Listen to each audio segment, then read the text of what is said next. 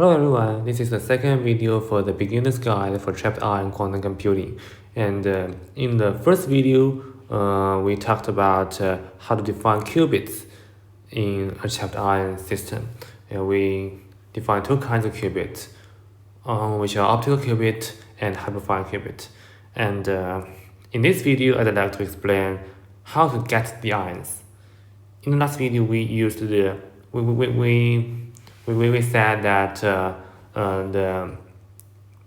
hydrogen-like ions has a similar energy structure of hydrogen atom, right?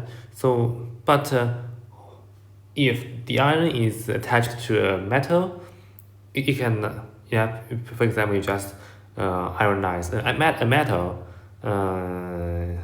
If it is just a charged metal, its energy structure is not a hydrogen-like energy structures. It's not what we talked about last time. So in order to get this kind of energy structure, we have to have an independent ion, an ion which is detached from a metal, which is an independent ion. However, in nature, we cannot directly get independent ions, just like the molecules in the air. Yeah, there are oxygens in the air, nitrogens in the air, but no ytterbiums in the air, no barium in the air, no calcium in the air, right? So in order to get an ytterbium gas, a barium gas, we have to get it from the metal. First of all, we need a metal. We still need a metal, or we need a target. We need such a target. A target can be either metal or compound. For example, if you want barium, we can get the metal barium or a compound, which is barium chloride. If we want calcium, we can also get calcium or calcium chloride. Different kinds of. We have different kinds of target. And the next step is we need to get the atoms outside from the target. We need to hit the target and then get an atomic beam, atomic beam or ion beam, right? So there are only two ways to do this process. The first is to heat it up. We can use an oven. We can use an oven just like we use with a current, and then when the current goes through a resistance, it generates some heat and it will heat the target up.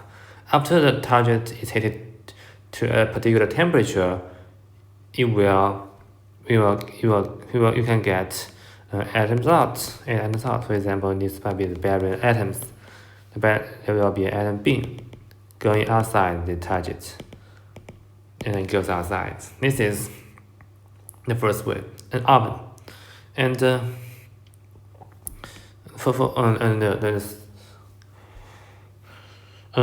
if we use the oven, we can only use the metal. For example, the metal barium and metal calcium. We cannot use the compound because the oven cannot distinguish, cannot get the metal atom outside the compound. Yeah, so typically people just use the metal if using oven. However, another way is to use laser ablation. For example, we use a pulse laser, which the pulse should be short and use single pulse contains such high energy. We use pulse laser. When a strong pulse laser hits the target, the compound or the metal will absorb this energy and the ions can be get out. If we use this method is called laser ablation. Laser ablation. If we use this, the target could be either metal or compound. Either is okay. Either is okay. So in this way, we can get the atomic beam out. Get atomic beam. Yeah. So there's a question: how strong should be the current is? It's the current. How strong should we set the current? What is the temperature we want for the target if you're using oven Or if using a pulse laser, how strong the laser power should be. Typically, the stronger the power is, the stronger the temperature, the more atoms we will have, right? The easier we will get the atoms out. Is it a good thing? Typically, it's not absolutely right. Yeah, if the current and the power is too weak, and it might don't touch the threshold, and there will be no atoms out. But if the power is too strong, there are also some drawbacks. Yeah, if the power is too strong, we have many atoms, and most of them are useless. On the one hand, we don't need so many ions, also many atoms, and there is a severe problem. We might talk about it later. That we need electrodes to generate the electric field to trap the atoms, to confine the atoms. And in the electrodes, there are some conducting areas and isolated areas. So if these metal atoms might accumulate in the electrodes, and then it might change the electric field we have and make the electric field quite weird, not a classic, not standard field, which is very bad for the trapping processes. So, and the worst case is that if this atomic and these metal atoms deposit on the isolators, it might connect to, if it connects to conductors, then the two conductors will be connected together. It's very, and then they share the same voltage. You cannot individually set the voltages of each electrode. So it's a problem. This is one hand. On the other hand, yeah, you might think that if you have a strong power, it's bad for the electrode, but it's easier to get more atoms and get more ions and confine the ions, right? Absolutely not. If the power is too strong, after using some power to get the atom outside, to beat the electric potential of the metal and get the atom out, the extra energy will be transferred to the kinetic energy of the atoms, and the atoms will be very fast. For example, we can draw a statistical picture. This is the velocity of the atoms, and this is the number of atoms. It's just a velocity distribution function. If the temperature is low, if the power is low, then it might be here. However, if the power is very high, it might be here. It might be here. And the average velocity will be higher. And there is one problem. We will talk about it later. Here we just talk about how to generate atoms, and later we will ionize the atoms to become ions. And why do we want to get the ions? The next step is to confine the ions. We must be able to generate an electric trap, and then confine the ions so that we can manipulate the ions. Yep. So if the velocity is too strong, even if the atom goes too fast, it's harder to confine the ion. As for if a trap is symmetric, you have an atom in, no matter what the electric velocity is, it gets out. Okay, it gets out because of the conservation of energy. However, so how to trap the atoms? Ions, you must cool the ion down when it is in the trap. You must cool the ion down when it is in the trap. So we need to cool it down. When the velocity is too high, it's harder to cool it down. So we don't want a velocity that is too high. So simply, we might think of it in a simple way, that we can set a threshold.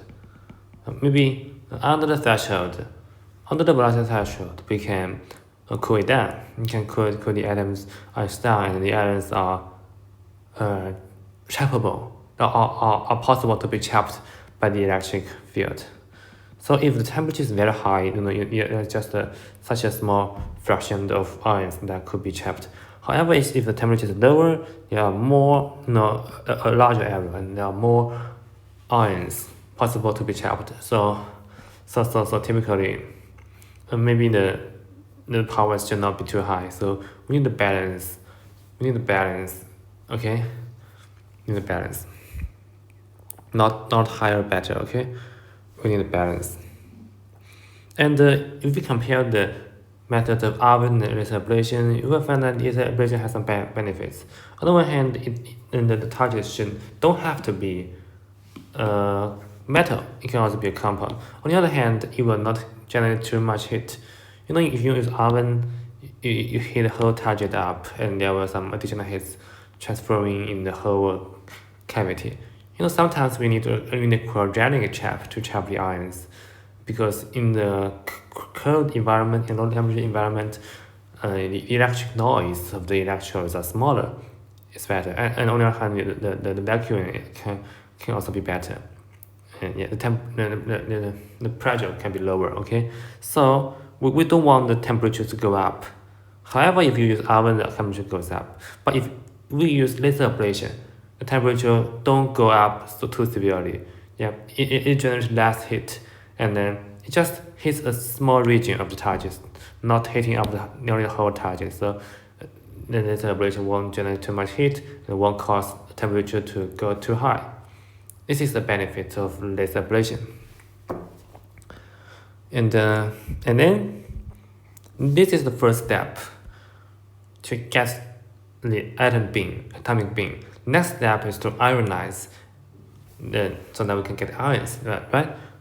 Currently, we just have neutral atoms. Every atom is just a metal atom, and it doesn't have a charge. We want a positive charge so that we can be confined through the electric field in the future. So now we'd like to talk about how to ionize. In order to do ionization, typically, let me just give you an example. For a terbium 171, an ion, this is an ion. It has 2 electrodes in the outer layer, and the ground state is this 1s0. So it has an ionization energy. So if we hit it with a laser like this, and with an energy higher than this threshold, it will be a ultraviolet laser, and then it could be ionized. This is a method, but it has one problem. What is the problem? Typically, for a natural ytterbium metal, it has several different isotopes: 171, 172, 173, 174, 176, etc. There are many different isotopes, and the energy structures could be totally different because they have different nuclear and quantum numbers. They have different I.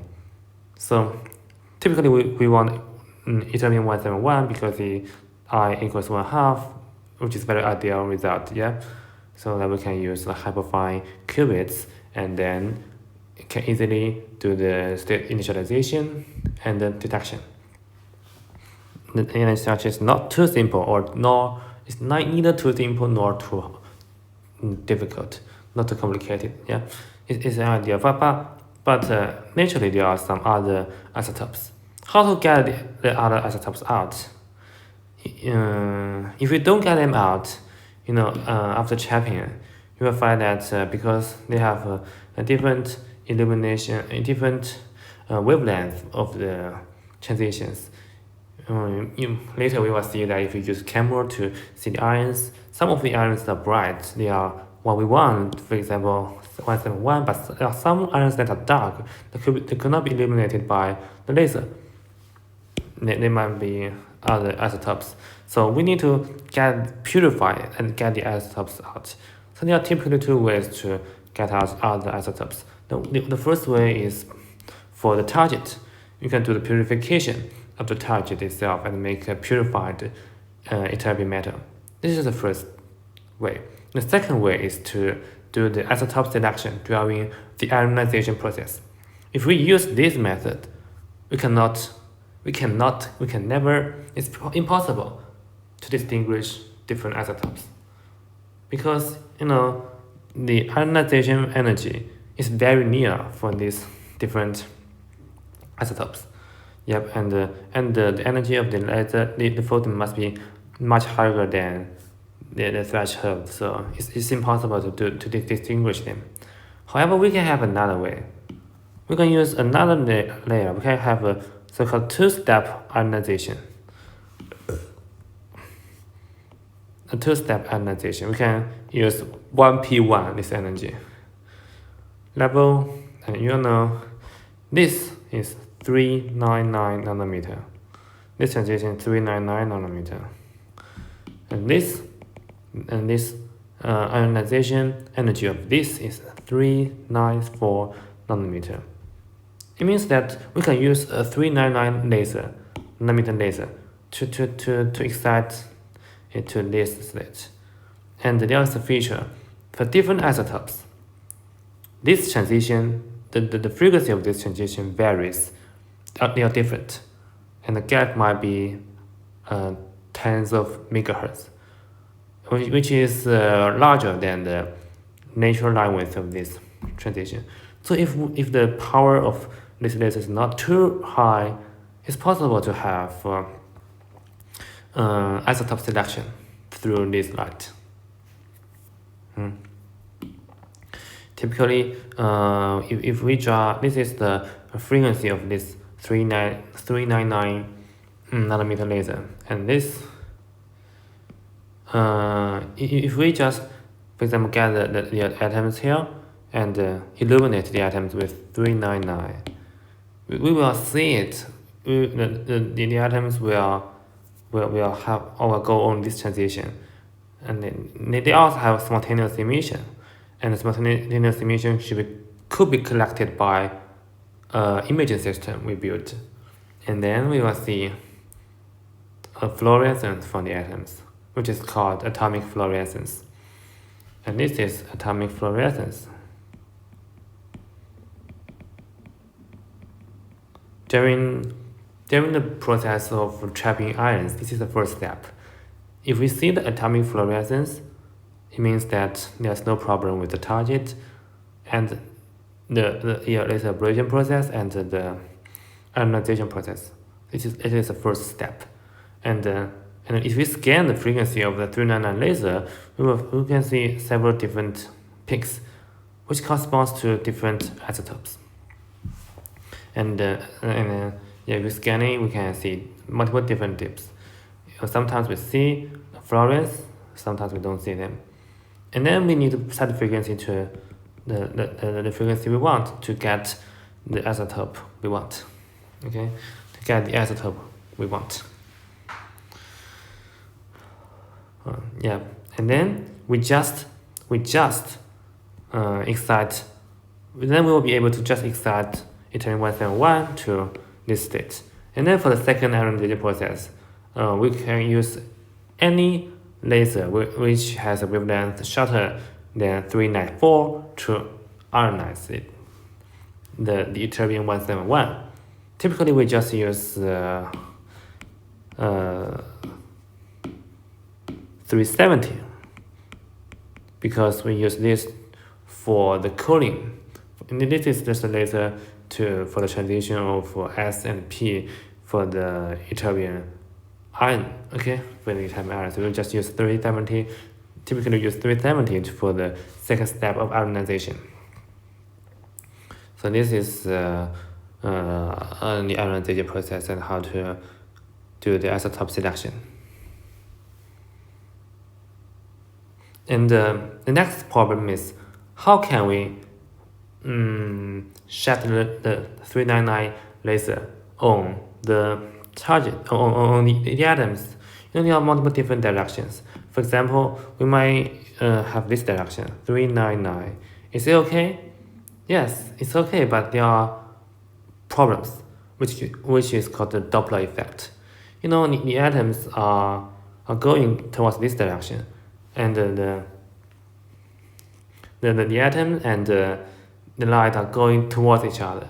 So it will face Doppler effect. the atom will see a higher frequency compared with in the lab, compared with standing in the lab, right? So the atom will see a 3 nano laser with a higher frequency.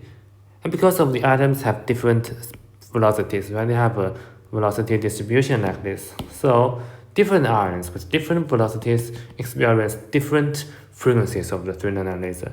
It means that this line could be broadened, and the dips, the peaks of different isotopes will no longer be resolved. You'll be unresolved, and then you will be no longer be able to differentiate different isotopes. I cannot do this. So it is not appropriate to get the 3 nano laser in this way. So the better way is that the 3 nano laser goes in this way. It goes in this way. Not parallel, but but with a 90 degree angle, so that the first order Doppler effect could be eliminated. And this is a better choice. Okay, this is the content of this video. Okay, we talked about how to get the ions, okay, and just get the isotope we want.